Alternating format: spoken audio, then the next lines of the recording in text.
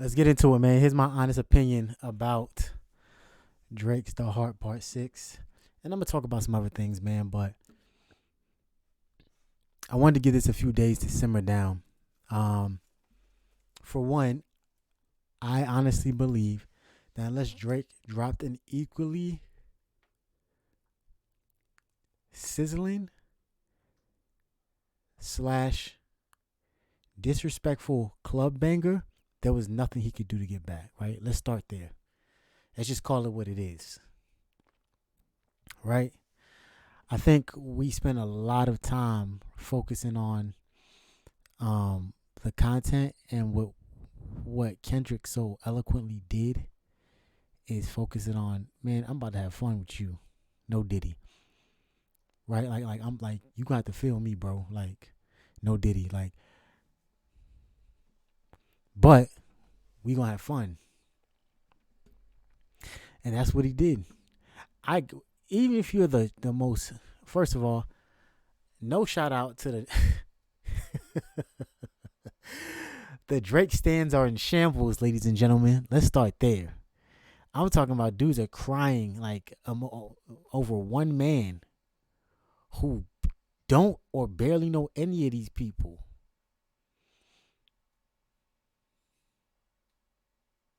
I don't get it. I don't understand. But the people who are very invested in the OVO side of the house are in shambles, and that cannot go unnoticed, right? It can't go unspoken. And they're making every excuse in the book, right? I will honestly say this: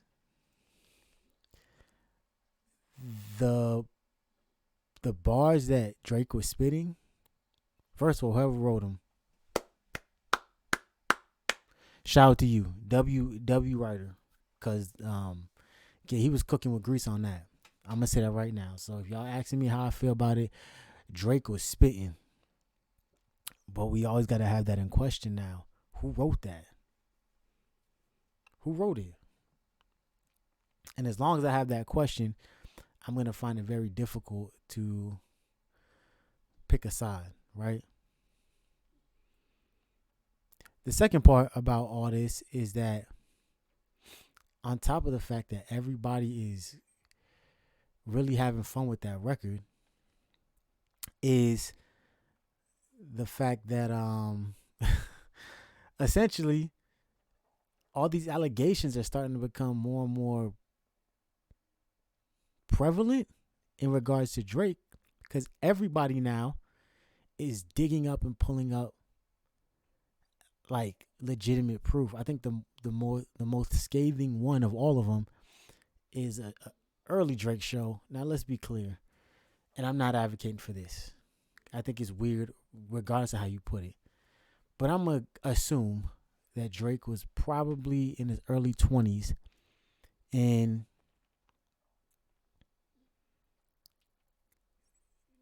in the video, and I'm not gonna go searching it for it because I ain't got time for that. But the response, if you go look up his Twitter response for the Heart Part 6, people wasted no time putting that video underneath his, it's under there. Like, you can see the video. I'm going to assume a 21 to 24-year-old Drake has a young lady on stage talking to her. I don't know if he was about to serenade her, dance with her. I don't know what he was about to do. But at some point, he eventually gets around to asking her age, and he goes 17. And the crowd, like, they very noticeably start booing, like, hey, like, what are you doing, brother? But Drake just kind of keeps going, like explaining that the girl's so thick, and why you built like that, like just very like weird things to ask. You know what I'm saying? And while that is a very, very dated, Drake about to be 37. You know what I'm saying? Drake older than me. You ever heard the term "a leopard doesn't change its spots"? Fast forward, I think today I'm on Twitter on the timeline.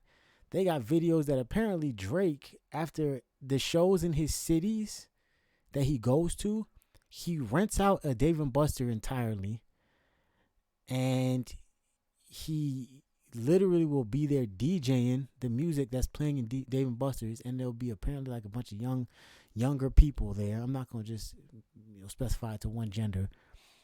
Younger people, and apparently his father was following a 17-year-old, and the girl got interviewed. And like, one thing about Twitter, them Twitter detectives, they gonna find, if they know something, they gonna go find it.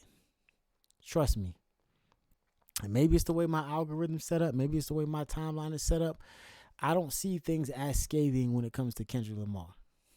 I'm just being honest. And so while Drake tried to take the angle, let me once again reiterate, he was spitting on that heart.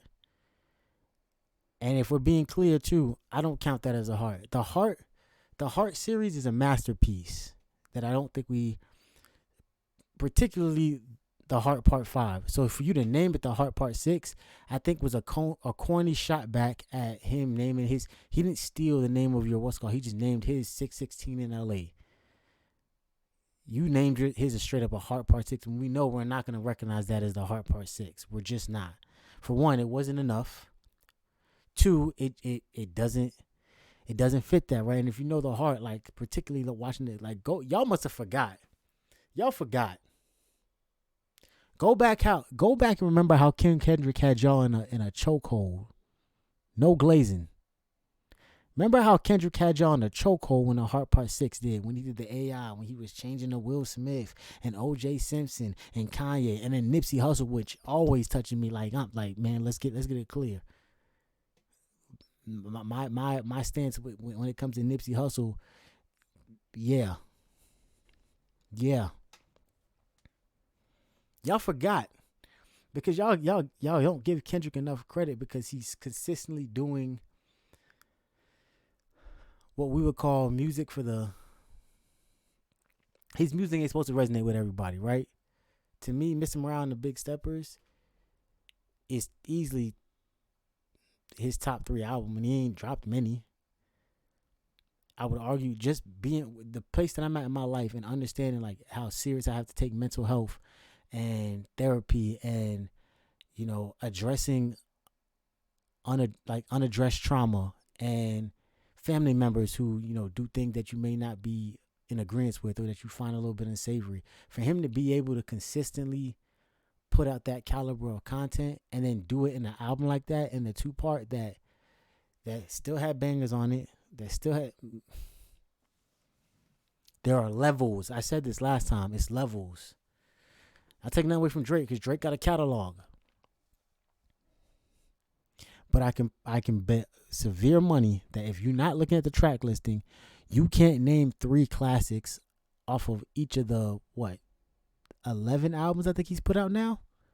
You can't name 3 classics off of all 11.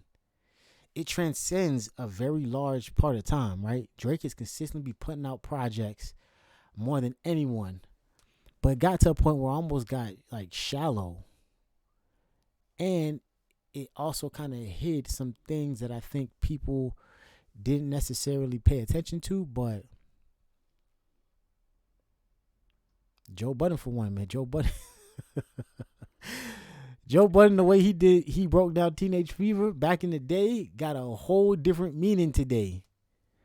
I think that's the fun part about this beef too, is that when people actually go back and realize, like for example, someone broke down Kendrick Lamar verse on All the Stars, and they were like, I thought that was to the fans. I thought that was to people who didn't gravitate or prescribe to the music that Kendrick would put out.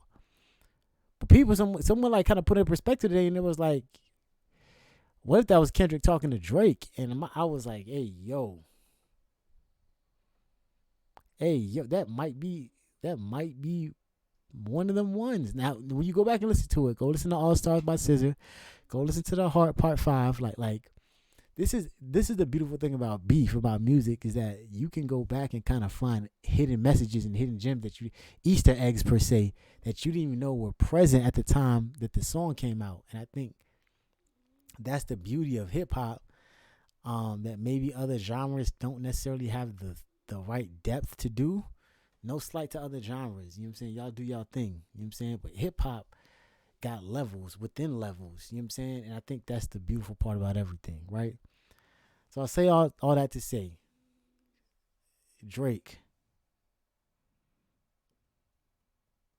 Mr. Graham, Aubrey. Can I call you Aubrey? It wasn't enough. It was good. Let's be clear. It just wasn't enough. And that's the God honest truth. No hate, no glaze, no nothing.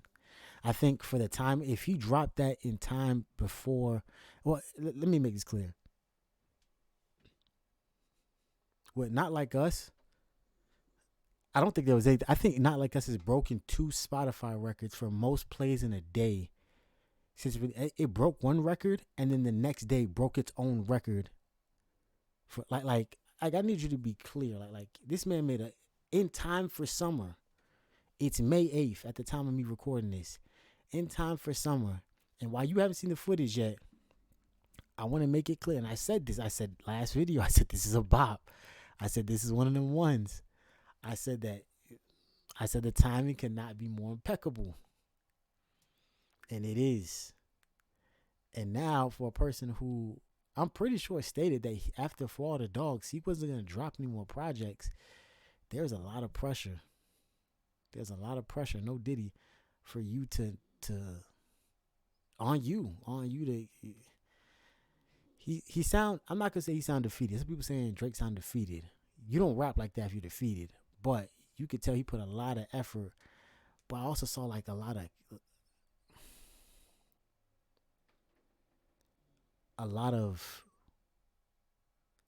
like I don't want to deal with this anymore. I don't really want to address this anymore. Like, oh, we did this. We know we put this out there on purpose. It's like, did you know that? Or are you just taking what Drake fan lore said and you're trying to apply it to a verse? Come on, dog.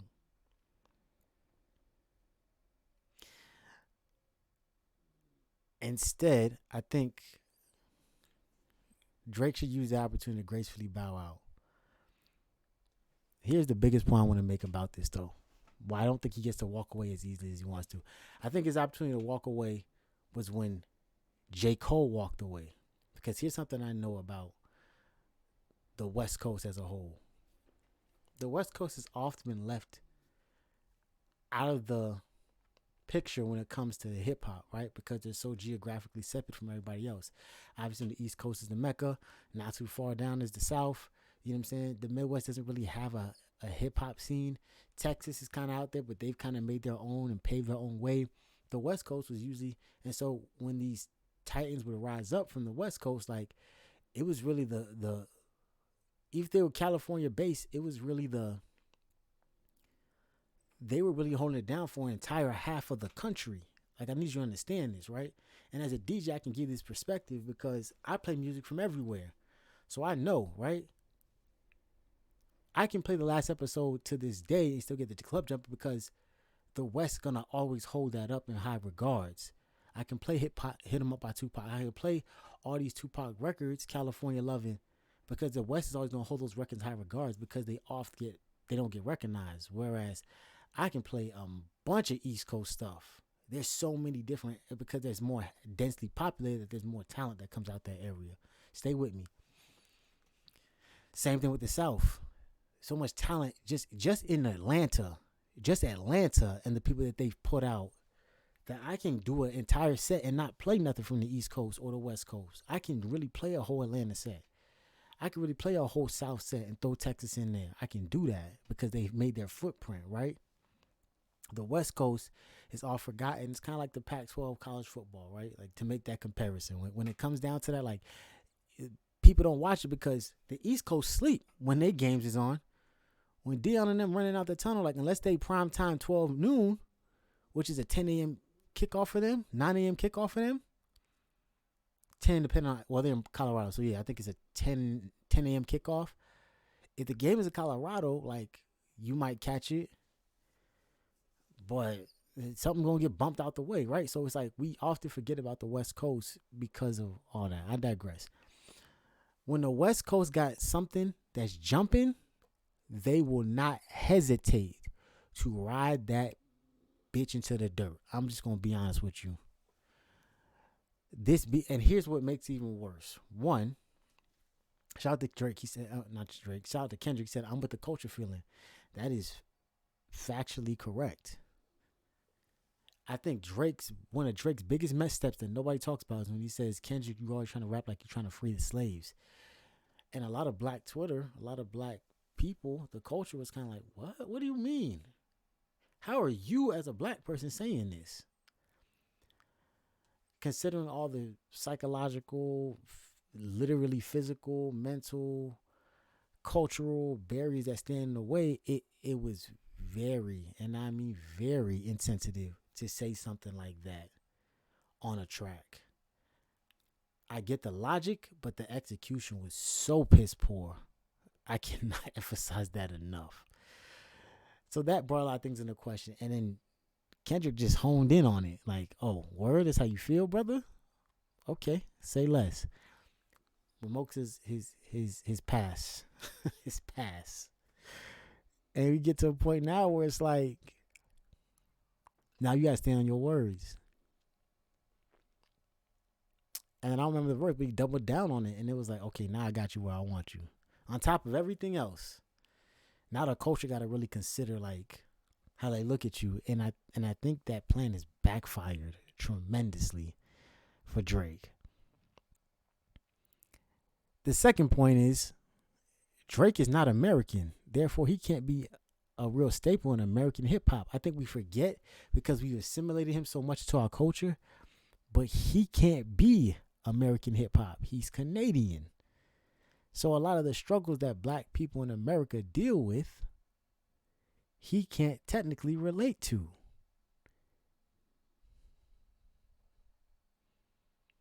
I'm just saying. So now you got an even crazier situation where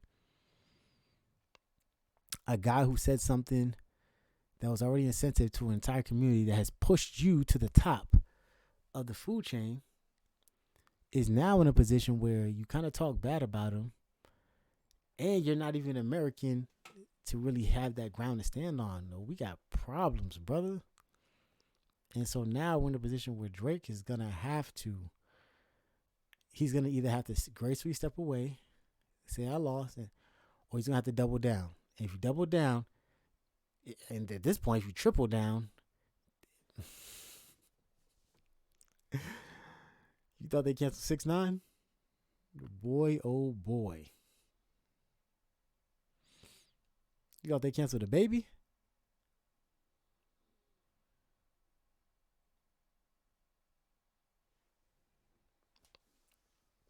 But that's my 2 cents, man. I ain't gonna talk y'all to death, man. Said what I said. Like I said, shout out to Kendrick, Drake.